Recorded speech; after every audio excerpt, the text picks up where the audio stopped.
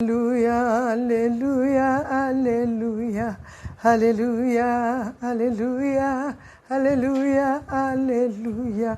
Peuple de Dieu, alléluia, gloire à Jésus, gloire à Jésus. Nous sommes de retour, alléluia. Nous sommes de retour une semaine, mais tout va bien, alléluia. Gloire soit rendue à Jésus. Vous m'avez manqué pendant toute une semaine. Je sais que je vous ai manqué aussi. Alléluia. Soyez bénis. Nous sommes aujourd'hui à la fac que nous devions avoir il y a une semaine, mais on n'a pas pu être là.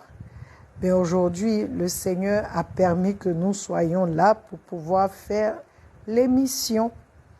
Et le chant qui m'est venu quand je demandais au Seigneur, je commence par quel chant?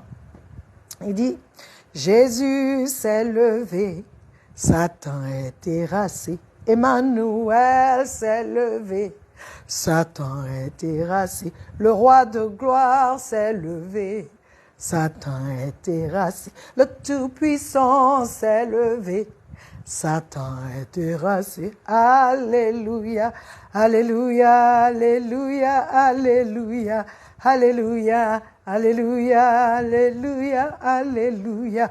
Jésus s'est levé, Satan est terrassé. Emmanuel s'est levé, Satan est terrassé. Mon sauveur s'est levé, Satan est terrassé. Vainqueur de la mort s'est levé, Satan est terrassé.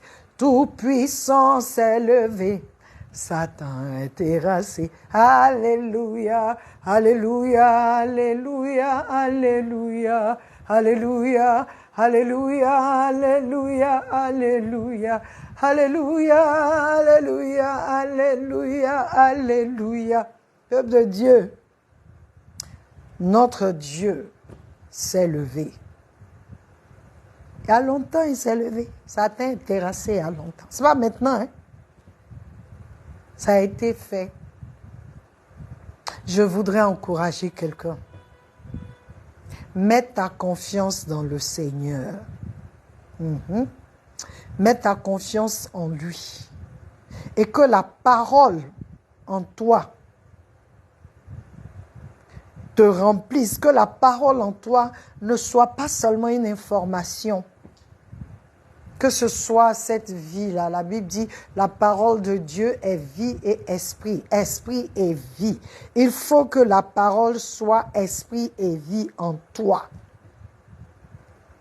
Il le faut. Je donnerai le témoignage un autre jour. Mais je veux que vous sachiez que notre Seigneur est assis sur le trône. Quand on dit il est assis sur le trône, ce n'est pas un mensonge. Il est assis sur le trône. Et s'est levé, Satan est terrassé.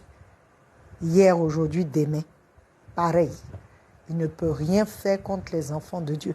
Il peut tout essayer, mais toujours, la Bible dit, ceux qui croient en Dieu, ceux qui ont mis leur confiance en Christ, ceux qui sont en Christ, triomphent toujours. Triomphent toujours.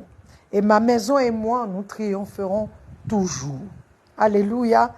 Bienvenue. Si je ne sais pas là où tu te trouves, dans quelle situation tu es, je ne sais pas où tu te trouves, mais je veux que tu saches que la parole de Dieu qui est en toi, lève-toi avec cette parole. Ma famille et moi avons eu une expérience. C'est-à-dire, si tu n'as pas expérimenté, tu ne peux pas croire. J'ai expérimenté quelque chose. Si tu n'as pas le Seigneur, si tu n'as pas la parole de Dieu pour te lever, peuple de Dieu, nombreux parmi nous mourront bêtement comme ça. Nombreux parmi nous, nous mourrons comme ça. Parce que quand les choses arrivent, au lieu de prendre la parole, au lieu d'avoir le discernement, nous paniquons. Nous courons déjà ici et là. Et c'est ce que l'ennemi veut. Je rends grâce à Dieu pour sa grâce, pour sa main, sa protection, son amour pour moi. sa grâce qui nous a localisés, qui nous a gardés. Jésus est Seigneur. Je ne cesserai de le dire. Il est Seigneur hier, il est Seigneur aujourd'hui, il est Seigneur demain et pour toujours. Jésus s'est levé, Satan est terrassé. Amen. Lève-toi avec la parole de Dieu. Crois-en, crois ce que la parole dit là. Crois vraiment et tu verras la gloire de Dieu. Et nous avons vu sa gloire. Béni soit le nom du Seigneur. Nous sommes toujours avec le thème « Quelle est ta vision de Jésus le Seigneur ?» Et nous avons parlé de la bonne vision, de la vision qui dirige, la vision qui protège. C'était notre enseignement, notre dernier enseignement avant que nous ayons une semaine où nous avons fait des rediffusions. Et il y a eu des questions. Nous avons répondu aux questions.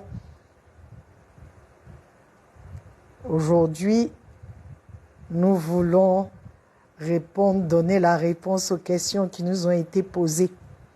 Jésus est sur son trône. Jésus ne change pas. Je suis tellement heureuse d'avoir Jésus-Christ comme Seigneur et Sauveur. Alléluia. Alors nous commençons par la sœur Alexia Angré. Elle a aimé, elle a écrit, ce n'est pas une question, elle dit « J'aime trop le chantre Joseph Moussio ». Bonsoir Alexia, sois bénie.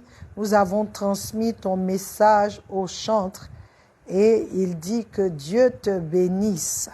Il est content aussi que tu puisses être béni par son ministère. Et nous avons la sœur Désirée Kwasi, ivoirienne, qui partait au Ghana, qui est au Ghana maintenant, qui nous dit merci pour la réponse à ma préoccupation la dernière fois. Que Dieu te bénisse, Désirée, que Dieu te bénisse. Nous avons aussi les remerciements de la sœur Deborah Ouattara qui nous dit merci pour les paroles de réconfort pour mon petit frère chéri et à son épouse. Elle est heureuse, contente parce que nous avons pris un temps. Nous étions chez l'un des nôtres. C'était quoi? C'était mardi dernier, mardi, il y a plus d'une semaine, voilà.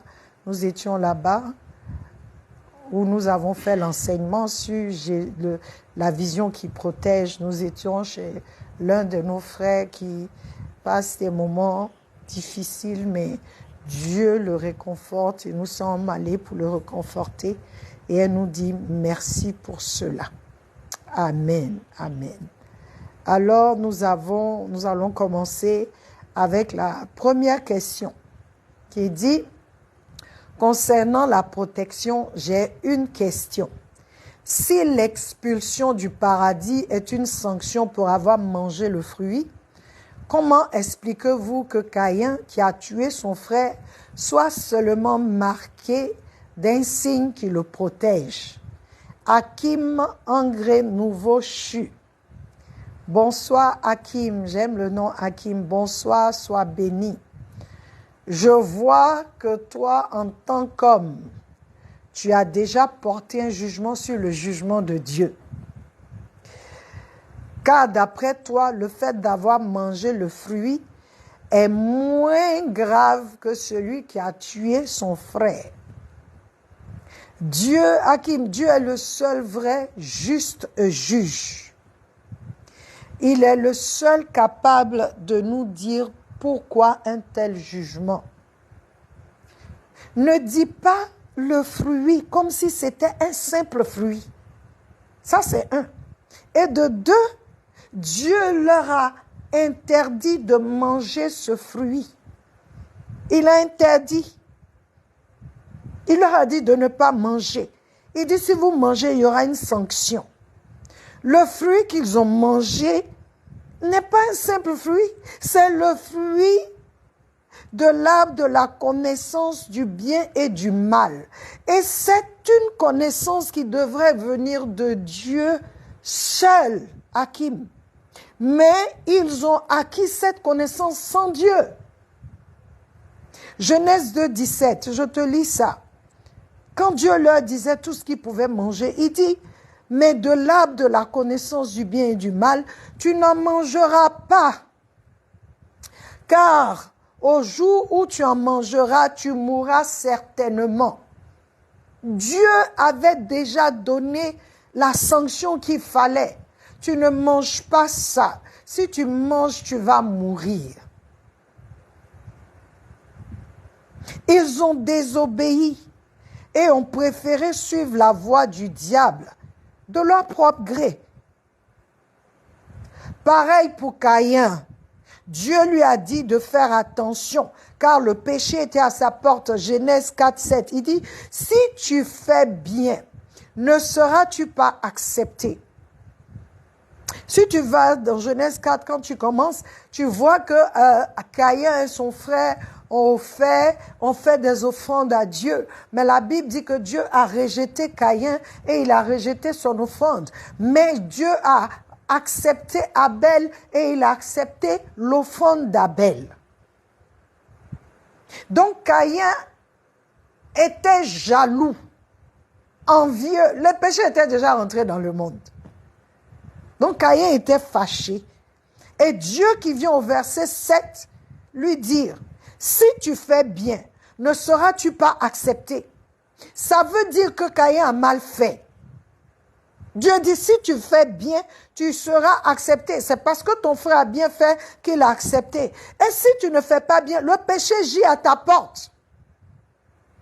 Et son désir sera tourné vers toi. Et tu domineras sur lui. Dieu juge le cœur en premier, Hakim, avant l'action. Il est le seul à pouvoir donner le jugement qu'il faut. Pas un jugement équitable, parce que c'est ça notre problème. Un jugement équitable n'est pas juste, n'est pas forcément juste. Un jugement équitable, ce n'est pas un jugement juste. Dieu, il juge justement. L'homme peut juger équitablement, mais Dieu, quand il juge là, c'est juste. Parce que Dieu connaît tous les paramètres. Dieu voit ce que nous, on ne voit pas. Ce qui est caché, il sait. Je veux plutôt t'encourager, Hakim, à reconnaître Dieu comme le juste juge. Il n'est pas un homme. Il n'est influencé par rien. Au contraire, c'est lui qui influence. Et dans les deux cas, ils ont été punis, Hakim. Ils ont été punis. Il y a eu des conséquences pour les deux cas. Adam et Ève ont été chassés du jardin, car s'ils prenaient encore le fruit de l'arbre de vie, alors l'homme serait éternellement condamné à périr. Le jugement de Dieu,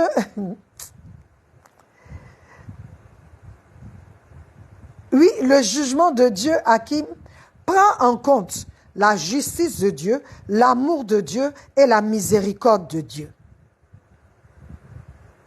Dieu les a chassés, ce que tu appelles paradis là, parce qu'on dit Dieu descendait pour venir. Donc, ils étaient dans un lieu qui ressemblait au paradis. Mais Dieu les a chassés. Ils n'étaient pas au paradis, mais le lieu où ils étaient là, ça ressemblait au paradis. Parce que le Seigneur quittait, on dit, il venait dans le temps, c'est-à-dire l'après-midi, pour venir passer le temps avec l'homme. C'était un endroit, un lieu sur terre, où Dieu était avec eux. Il venait avec eux. Mais là, je ne vais pas trop rentrer là-bas. Le jugement de Dieu prend en compte sa justice, son amour et sa miséricorde. Caïn a été condamné à être un vagabond, quelqu'un que tout le monde reconnaîtra en tant que meurtrier, avec le signe qui a été mis sur lui. Mais la sagesse de Dieu est que lorsque le Rédempteur viendra, tous pourront être sauvés. Donc Dieu est juste. Il a donné un jugement juste à chacun. Caïn est né après que ses parents aient péché. Donc, Dieu, dans sa miséricorde, n'a pas voulu le tuer parce que Dieu sait qu'il y a un Rédempteur qui va envoyer pour racheter les hommes. Les parents ont quitté le jardin d'Éden parce que Dieu ne voulait pas qu'ils soient punis à jamais. Dieu ne voulait pas qu'ils soient condamnés comme Satan. La sagesse de Dieu ne joue pas avec la sagesse de Dieu. Quand il juge, tous ses attributs sont dedans. Il voit tout, il prend tout en compte. Hébreux 9, 27, 28 dit ça. Et comme il est réservé aux hommes de mourir une fois, et après cela viendra le jugement. Ainsi, Christ a été offert une fois pour porter les péchés de beaucoup. Il apparaîtra une seconde fois sans péché à ceux qui l'attendent à salut. Le jugement de Dieu est juste. Donc toi, homme, ne juge pas le jugement de Dieu. C'est à cause de ce jugement, Jésus-Christ est venu pour que toi et moi, nous soyons sauvés. Parce qu'il est donné à l'homme une fois de mourir. Après ça, là, c'est le jugement. Amen. J'espère que tu as compris, Hakim. Ne juge jamais Dieu. Cherche à connaître ce Dieu juste. Cherche à connaître son cœur. Et ne dis pas un fruit. Ce n'est pas n'importe quel fruit. D'accord? Amen. Deuxième question. Selon l'alliance de Moïse, tant que les enfants d'Israël obéissaient à Dieu, celui-ci leur promettait la protection et diverses bénédictions matérielles et physiques pour leur récolte, leur bétail, leurs enfants, etc. Deutéronome 28. Vous pouvez le lire. Ma question de nos jours. Pouvons-nous dire que la protection de Dieu est toujours liée par l'obéissance? Vu que nous sommes maintenant sous la grâce. Loïc Emmanuel. Bonsoir Loïc Emmanuel, sois béni. Loïc, le Seigneur Jésus-Christ n'est pas venu abolir la loi, mais il est venu plutôt l'accomplir. Matthieu 5, 17 dit, « Ne pensez pas que je sois venu détruire la loi ou les prophètes. Je ne suis pas venu pour détruire, mais pour accomplir. » Il est venu accomplir la loi. Donc l'obéissance sous la loi ou sous la grâce est toujours d'actualité. Oui. La grâce n'est pas une licence pour pécher, pour vivre comme on le veut. C'est plutôt un moyen pour nous de pouvoir vivre comme Dieu l'a toujours voulu, par sa force et par son esprit. Celui qui était sous la loi devait obéir par ses propres forces. Or, sous la grâce, nous obéissons par l'œuvre, les œuvres de Christ en nous, par ce que Christ a fait. Je n'arrive pas à obéir Dieu parce que j'ai la force. J'arrive à obéir à ce que Dieu dit parce que Christ m'a racheté. Et Christ vit en moi. Si quelqu'un qui est en Christ, sous la grâce donc, ne peut pas obéir, c'est que cette personne n'est certainement pas en Christ, ou bien c'est un chrétien charnel rebelle, ou il n'est pas sauvé. La désobéissance, la Bible dit la désobéissance est égale à la sorcellerie. La désobéissance. Parce que tu regardes Dieu. Et puis il dit ne fais pas ça. Et puis toi tu fais. Dieu dit que tu es un sorcier. C'est pas moi qui dis ça, c'est la Bible. La désobéissance sous la loi, comme sous la grâce, a des conséquences. Les conséquences sous la grâce sont pires que sous la loi. Parce que aujourd'hui, sous la grâce, ça veut dire quand tu désobéis Dieu de manière volontaire, Ça veut dire que tu as rejeté le conseil de Dieu malgré les moyens qu'il aura mis à ta disposition pour pouvoir faire ce qu'il te dit. Dieu nous donne l'habileté surnaturelle de Christ pour être ce qu'il veut que nous soyons. Saisissons-nous de cette opportunité, de cette habileté, de ce moyen qu'il nous donne et avançons avec le Saint-Esprit. Ce n'est pas une histoire de loi ou de grâce. Tu dois obéir à ce que Dieu dit. C'est pourquoi aujourd'hui, on a beaucoup de sorciers. On n'obéit pas. On est rebelle, naturellement. C'est-à-dire, on est rebelle. Tout ce que Dieu dit, on discute. Donc, ça fait que si tu discutes avec Dieu, ce n'est pas tes leaders, tu ne vas pas discuter. Ce n'est pas eux que tu vas respecter. Mais avec ça, on dit non, moi je sais Dieu. Tu sais Dieu comment? La désobéissance, il y a des conséquences. Sous la loi, on voyait comment c'était du tic au tac. Sous la grâce, là, c'est pire. Parce que tu ne peux plus être acheté comme ça. Quand tu désobéis, Dieu dit ne va pas, ne fais pas.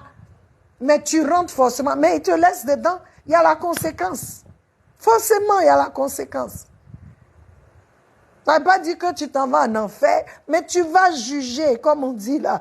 Les conséquences seront là. Dieu il va te parler, il est calme, il est doux. Il va te dire arrête. Il va même dire aux gens de te dire arrête, ne fais pas. Tu vas te retrouver dans une situation où tu te rendras compte que tu es allé trop loin. Ça, c'est Dieu, peuple de Dieu. Ne dis pas que parce que je suis sous la grâce ou sous la... Non, non, non, non, non. Dieu s'attend à ce que toi et moi, nous puissions obéir. Pas parce que nous sommes sous... Il sait que sous la loi, les gens ne pouvaient pas. C'était leur force, on ne pouvait pas. Il voulait montrer aux gens qu'on ne peut pas. C'est pourquoi Christ est venu, il est mort. Donc aujourd'hui, là, qu'est-ce que Paul dit? Il dit, ce n'est plus moi qui vis.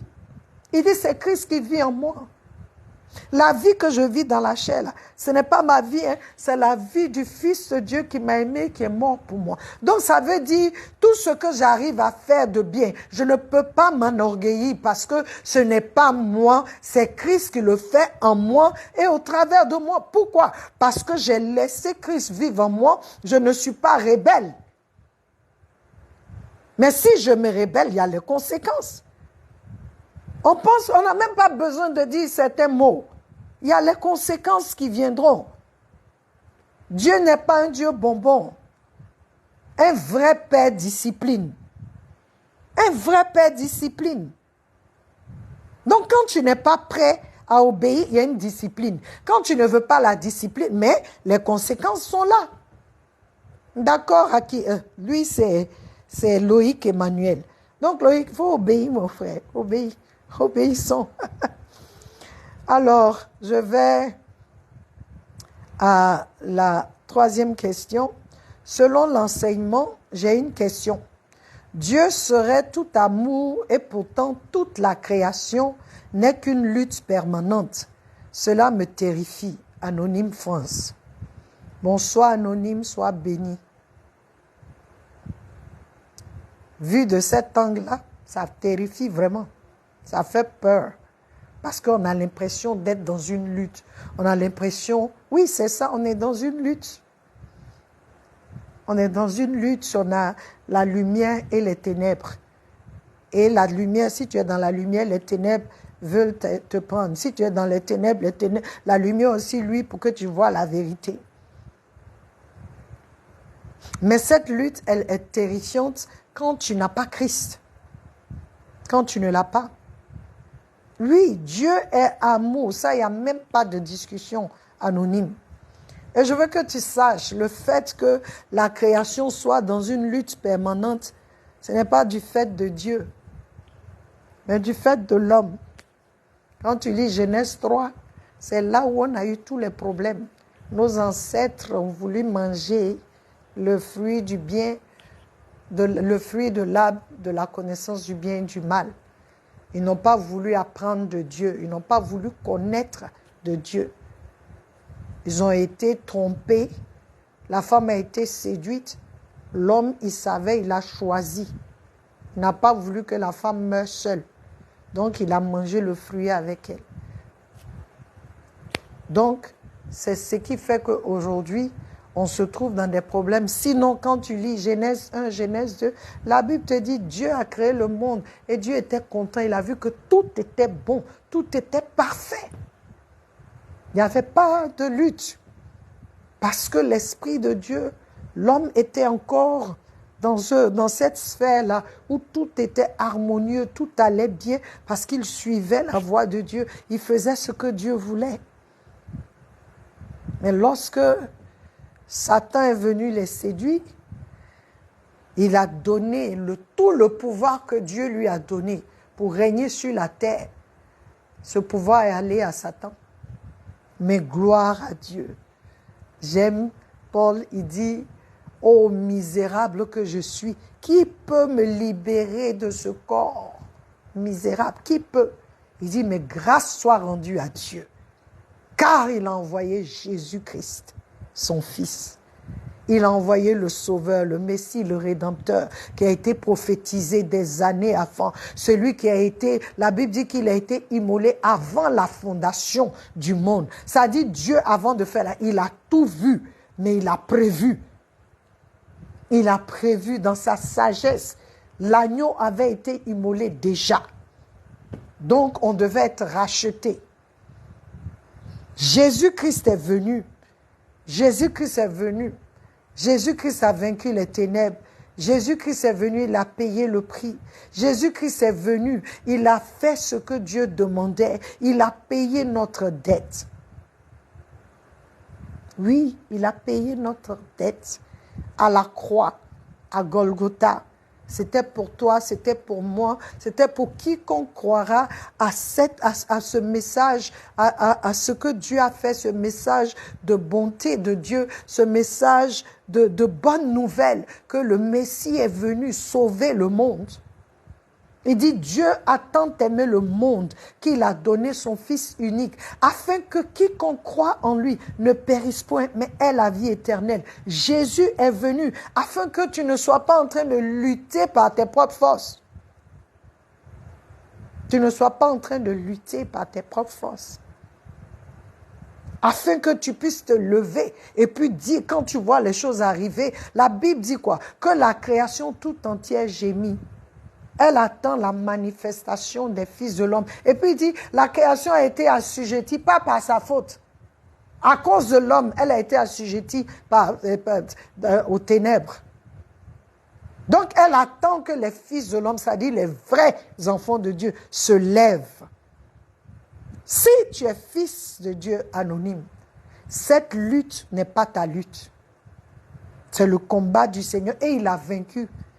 Il dit, soyez courageux et encouragés. Des tribulations viendront, mais sachez que j'ai vaincu le monde. Vous êtes plus que vainqueurs. Celui qui est en Christ triomphe toujours. Anonyme, ça peut être effrayant, mais effrayant pour celui qui ne connaît pas Christ, celui qui est encore dans les ténèbres. Car Dieu, dans sa miséricorde, est venu encore au secours de l'homme par son Fils Jésus-Christ de Nazareth. Alléluia. Peuple de Dieu, nos questions prennent fin ici. Et je suis vraiment très heureuse pour toutes ces questions qui ont été posées. Ce sont de très, très belles questions, de vraies questions. Je voudrais nous encourager. Il y a des gens aujourd'hui qui vivent dans la peur. Oui, qui vivent dans la peur parce que avec tout ce qui se passe dans le monde, qui vivent dans la peur, je veux que vous sachiez que si vous êtes en Christ, vous ne pouvez pas vivre dans la peur parce que vous êtes plus que vainqueurs. C'est ce que la parole dit. C'est ce que la parole dit. J'ai eu une expérience cette semaine, la semaine passée. Je vous assure, cette expérience m'a encore ouvert les yeux. Je me suis levée pour parler à la situation. Et ce n'est pas avec mes paroles, c'est ce que la parole dit. Et dit à cette chose, dans quel camp moi je suis, dans quelle sphère je marche. Je veux vous encourager. Si nous disons que nous sommes en Christ, marchons en tant que tels. Christ a tout accompli. Christ a tout accompli. Christ a vraiment vaincu les ténèbres. Il a vaincu la mort. Il a vaincu la maladie. Il a vaincu. La Bible dit, il n'y a plus de condamnation pour ceux qui sont en Christ, qui ont été quoi? Ils ont été affranchis.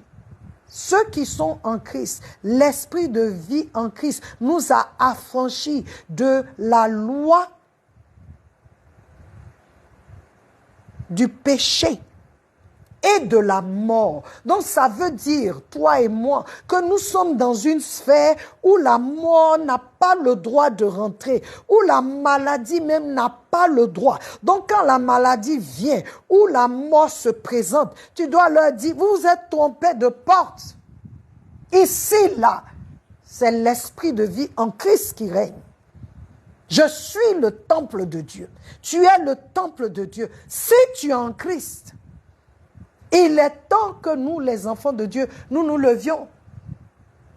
L'écriture de cette chaîne se trouve dans le livre de Éphésiens, qui dit, voici, je crois, Éphésiens, je vais encore lire, je me trompe toujours entre Éphésiens 2, 10 ou Éphésiens 3, 10. Je crois que c'est 2, 10 qui dit, Éphésiens 2, 10 nous dit, il dit que Dieu, je paraphrase, que Dieu a choisi l'Église. Quand on dit l'Église, c'est toi et moi.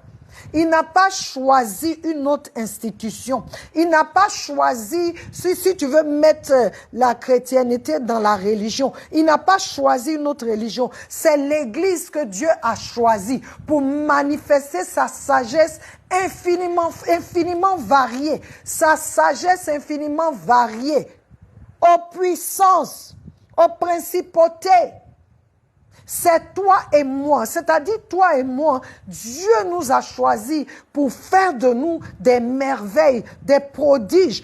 Quand nous allons quelque part, ce que nous disons, le royaume de Dieu, le royaume de Dieu se manifeste, la puissance de Dieu se manifeste. On se rend compte que toi, tu es peut-être, on te regarde comme un être humain, mais on se rend compte que tu n'es pas simple. Je veux t'encourager, peuple de Dieu. Il y a nombreux parmi nous qui marchons dans la crainte. Et demain, est-ce que ceci, est-ce que cela, tout ça là, ça ne va pas arriver si tu es dans la parole de Dieu. Il est temps que nous obéissions à la parole. Il est temps que nous méditions la parole. Il est temps que nous passions du temps avec notre Seigneur. Il est temps que nous le connaissions pour qui il est. Il est temps, peuple de Dieu. Parce que quand ça va chauffer, il n'y a personne. Il n'y a pas pasteur, il n'y a pas membre d'église. C'est chrétien, fils de Dieu. Comment tu vas te défendre? Comment tu vas te défendre? Ce n'est pas avec les coups de poing. C'est avec la parole. Toi et moi, prenons le temps de méditer. C'est ce qu'il dit dans Josué 1:8. Médite. Et assure-toi d'observer et de faire tout ce que la parole te dit de faire. Il dit c'est en cela que tu vas réussir et que tu auras un bon succès. C'est en cela que tu peux prospérer. Quand tu réussis en dehors de la parole et puis tu dis que tu es enfant de Dieu, là, ça va te retrouver demain quelque part. Je veux nous encourager. Je prendrai le temps, comme je dis, de faire le témoignage. Ça sera peut-être le premier samedi de septembre où nous allons adorer. Mais je veux vous encourager. Prenons le temps. Et comme Hakim, ne jugeons pas notre Dieu. Ayons l'assurance, la confiance que tout jugement que notre Dieu donne est le bon. Parce qu'il est Dieu, il est juste, il est omniscient, omnipotent. Il sait tout, il voit tout. Alléluia. Gloire à Dieu. Notre temps prend fin. Je suis très, très heureuse de pouvoir vraiment me tenir ici aujourd'hui. Notre Seigneur est sur le trône. Je prie que le Seigneur nous donne de pouvoir, en tant qu'enfant de Dieu, obéir à sa parole, en tant qu'enfant de Dieu, craindre Dieu comme il se doit. Je prie que Dieu nous donne de lui faire confiance dans tout ce qui se passe autour de nous. Et je prie, car la parole dit que Dieu ne nous a pas donné un esprit de peur ni un esprit de timidité, mais nous a donné un esprit de puissance, de pensée saine et d'amour. Je prie que là où la peur s'est insérée dans la vie de mon frère, de ma soeur, que l'esprit de puissance, d'amour et de pensée saine s'élève et éjecte cet esprit de peur de la vie de mes frères et sœurs, dans le nom de Jésus. Que nous puissions marcher comme des gens qui savons et qui savons que nous sommes ceux-là qui influençons. Nous sommes ceux-là, à notre parole, nous pouvons changer les pierres en paix.